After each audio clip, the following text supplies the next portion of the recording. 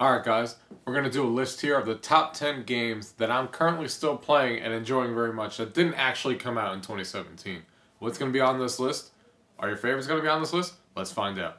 Gaming tech, eating brekkie is the gaming tech, going for a recce is the gaming tech, gaming techie is the gaming tech, gaming techie.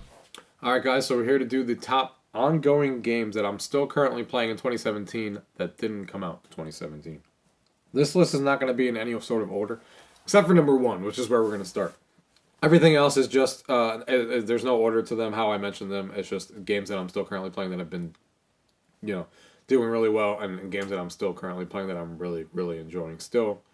And I'm going to start with number one because this is my number one game. I've put over 200 hours in this game, and everybody who knows me knows how much I like this game, and I have it on every single system so far. That is Rocket League. Rocket League is a game that I started playing when it came out in 2015, and it is an amazing game. It's so addicting. Every time you're like, all right, let me just play one more. All right, let me just play one more. It's 5-minute matches. Everyone knows what Rocket League is. Basically, it's soccer and cars, and you have to hit the ball with your car into the goal on the other team's side. That's basically the simple thing of it. They're always constantly adding maps to the game, season stuff into crates and stuff like that, and things that drop and stuff like that. But even with all that taken out, just the core gameplay is so good. I literally have it for PC, which I play on sometimes because it's in 4K and it looks really good. Have it on PS4 when I play with friends on PS4 when it was free when it came out. Have it on Xbox One, which I bought when it came out. Have it on the Switch now that it just came out, so I can play it on the go and play it everywhere. So now I'm going to be playing it even more because those 200 hours basically came from PC mostly. Now that it's on the Switch, I'm just going to be playing even more when I'm not here. It's just, I don't know what else to say about it. I literally play that game all the time, and I still see people talking about it.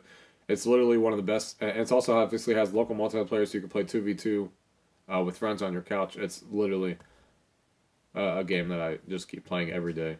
I literally, every time I sit and play a video game, I usually always go, all right, before I start playing this other game, let me play 2 or 3 matches of Rocket League before I start. That's literally how that goes for me. So, that's number one. Now, the rest of these are out of order. We're going to start with the next favorite game on my list, which they keep adding crazy amounts of stuff to every single month or two, and big expansions, all for free, may I add, and that is GTA Online. Now, before everyone goes crazy, if you don't like GTA Online, that's perfectly fine. What I really want to talk about is I'm actually surprised that GTA Online isn't bigger than what it is. Now, I understand why, some of the reasons why it's not. On PC, it looks amazing, and I play it on PC sometimes, but cheaters run rampant on PC. It's really annoying, and especially in GTA Online, so it ruins the experience of others. So I have it on PC, and that's still my main account because I don't run across them that often for me to care. But if that's what your issue is, go on Xbox. They're a lot less likely to be on the Xbox version or consoles in general because it's obviously harder to hack over than it is on PC. But literally, it's like an open world platform online with 30 people online and 30 of your friends or whatever, and you could literally I don't know the exact number. Let me just say 1,000 different things that you could do. The amount of missions that are in the game on GTA Online that you could do for people, the amount of different regular missions to kill people, like getting cars for people, heists that are in there, different multiplayer modes like team deathmatch and all these other crazy modes that they're always coming out with. They add a new adversary mode every month it seems like that are really good. Stuff like that. There's literally so many things to do in that game. Owning houses, owning your own how awesome is it? No one talks about this stuff, but it's awesome that I can have a house, have a garage with 20 cars that I completely customize, invite, however many people into that house, and they can literally walk around my garage, check out on my cars, and look at them and talk about them. You're literally in an environment with people. It's World of Warcraft, all together in a game online together and just doing a bunch of things together. And the amount of content in that game is crazy. The fact that they're still giving content all the time I'm going to say for free in quotes, and I'll talk about it why in a second, is crazy. The game is great. I play it I don't play it as often because obviously there's a lot more other games to play, and that game's I've been playing it for years now. But Jesus, I can't wait for Red Dead 2. I hope they follow the same kind of philosophy in Red Dead 2 Online to give it a different spin in the Wild West on how this one's run and just see what they do with that because I can't wait. Now, obviously, some of the other reasons that people put free in quotes for the DLC, some of the DLC they give you is like new cars and new houses and stuff, but you obviously need money. Which is true, but they still give you free modes all the time, new missions that you can do and stuff like that don't cost anything. You just do them. Sometimes they do, like the new heist that just came out that everyone's talking about how good it is and like how crazy it is, but I still have to play because I haven't actually played that yet. You need to own a house that costs like, I forget, maybe a million and change or whatever that you need to own or in order for you to host it. But you don't have to do it that way. You can easily just join someone else who's hosting it and play with them. So, but if you want to host it with yourself and your friends only, then you need to buy that house or whatever as a heist setup room or whatever. But yeah, it's just a game that they keep adding to. It's crazy how much they keep adding to. I know why. I mean, obviously they're making a lot of money on shark cards and selling people that money to get all those cool things in there. I play that game a little bit differently than everyone else, I guess. I have fun playing the missions and playing everything. I don't need to like, oh my god, like the racing stuff. I'm gonna play it millions of times today because it's a featured event and you're getting 2 XP and 2 times money or whatever. I was like, no. I'm not going to play a game over and over in the same mission, spamming it like a million times in one day just because it's giving the most money away. I'd rather go into that game and play a variety of missions, a variety of different matches and stuff like that. If things going on, get money that way, which is like, instead of farming the same mission over and over again. That's just me. I know some people don't do it that way, but like I'm trying to have fun while I play the game. Just because I play one mission over and over again and I'm allowed to buy a new car now, like that's cool, but like I'm not going to care much about that as far as the journey, as far as how I got there, how I afforded that car, and how much fun I had getting all that money to begin with. So, anyway, I'm surprised. Unsurprising how good that GTA Online is still going. It is surprising how it's still on top 10 list of people buying it and playing it still to this day, which is crazy considering how long that game's been out. So, GTA Online. The next one on this list is Overwatch. Overwatch is obviously made by Blizzard. It's one of the most popular shooters out there right now, and people constantly play it. Another group of people who are always adding free stuff to that game, new characters, new maps, new modes. They're always rotating stuff out. And they sell their stuff via like skins and stuff like that. So I think that's the correct way of doing it if you want to modernize your game and stuff like that and get more money out of it because you're still going on and making new content for it 3 years later, which there's nothing wrong with that. Everyone's, with this microtransaction and stuff, if you want to sell me skins and stuff like that because, you need to make money because the game's running for 4 years now, like GTA Online is, and how Overwatch is, go ahead and sell me skins. Go ahead and do that. Some people are going to pay for them. I might buy once or twice, depending on how good the skin looks, and you'll get your money, that way. And everyone's happy, and you're not ruining the balance of the game and stuff like that. And I think that's probably the fairest way to do it because I don't think the answer is give me the game for free 100% of the time. Don't put any microtransactions. Don't put any skins. Don't just give me everything for free.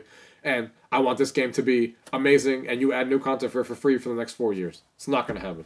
No one works for free. And yes, even if a game sells really, really well, it makes millions and millions of dollars. If the game is still going 2, 3, 4 years later, as some of these games are going on, they need to make money somehow after that to keep paying the people who are making the content. And someone has to pay for it. It's just how they do it that's the problem. But anyway, Overwatch is a good example of it. It's a great game. Been playing it since it came out. One of my favorite shooters on PC. Next game on this list is a game that came out, and a lot of people didn't actually like when it came out. I thought it was okay, but it didn't struck a chord with a lot of people, especially with the fans of the original franchise. Of course, we're talking about Rainbow Six Siege from Ubisoft. Ubisoft has been on a roll, in my opinion, in the last year or two, and change and stuff like that, and how they're supporting their games. They literally support their games nonstop with free content all the time, adding stuff to the game and doing things in what, in my opinion, have been in a good way. If they do a season pass, you know what you're getting up front. It comes out, sporadically through the year or two, and you know what you're getting. And usually this DLC has been really good. Other games like Rainbow Six Siege are doing it in a different way where you can earn the operators, which is like the guys you can use, by just playing the game and unlocking them normally. Or you could just get a season pass to get you all the characters of that without having to unlock them with the money that you're earning in the game.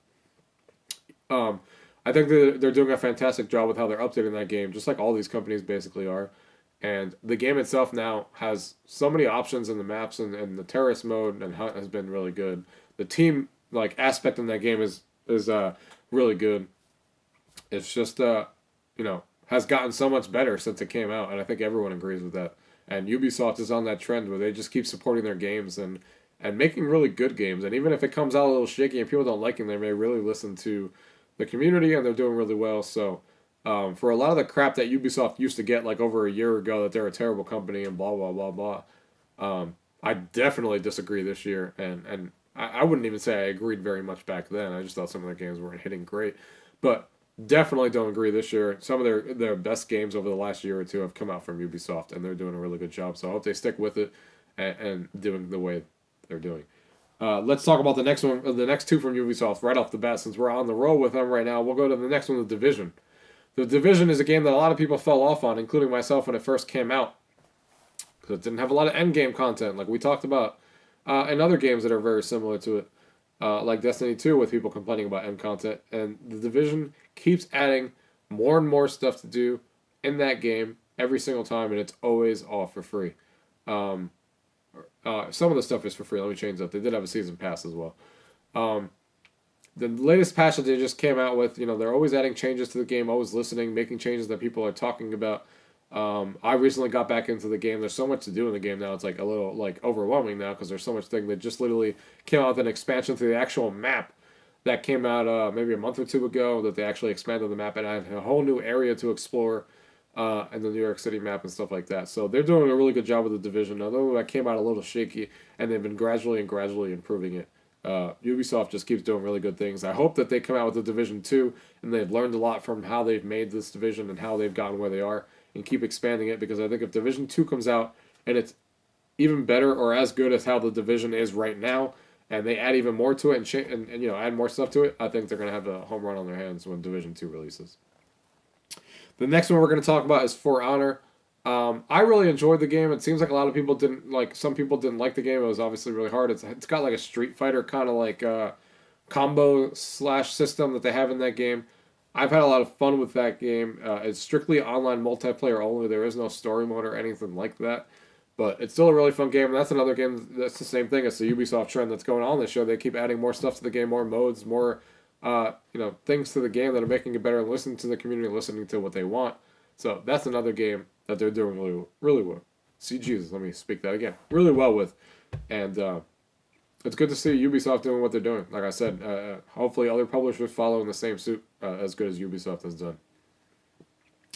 Next game on this list, we are going to go with PUBG. And that's actually the last, I just realized it is the last game on my list here. PUBG came out a little over a year ago on the PC. They have constantly made improvements to the PC version. Everyone has loved the game. There's millions and millions of people playing. Everyone knows what that game is. It's a battle royale, top 100 game. You get dropped on the map. You all go your separate ways, and it's the last one standing or last team standing. It's a great game. Obviously, I play it all the time. It made, spoiler alert in my previous video, top 10 games of 2017. You may have seen it on there. If you haven't, go check that video out. And it's a great ongoing game because I literally keep, adding stuff to it. On the PC version, they just came out with a second map to the game that's completely different from the first one. So they made a lot of good improvements. Now that 1.0 is out on the PC, it runs really well for me. They've added some good content to the game, some good changes to the game now that were on 1.0 on the PC. Now they came out with it on the Xbox One and Xbox One X, which they're working on. It's a little rough on there around the edges. The frame rate's not great and stuff like that. Not all this stuff is on there yet. Like the new map hasn't hit Xbox yet. Apparently it's coming out early this year. So they're doing a lot of good things with that game, and I hope they continue making the changes on the maps and whatever they need to make that game keep going, because it's a great game, and I hope that they keep going with it on Xbox and keep improving it on there. So that is the top ongoing games that I am currently still playing in 2017 that didn't actually come out in 2017. There's obviously more games that I'm still playing that have come out in previous years. They're just not the top games. These are the top games we were talking about. And I hope you guys enjoyed this list and got some, insight on how some of these games are still running and stuff like that. And I will catch you guys on the next video, and I appreciate you guys for watching. Tech, UrGamingTechie is the gaming tech. UrGamingTechie, gaming tech. Eating brekkie is the gaming tech. Going for a recce is the gaming tech. UrGamingTechie is the gaming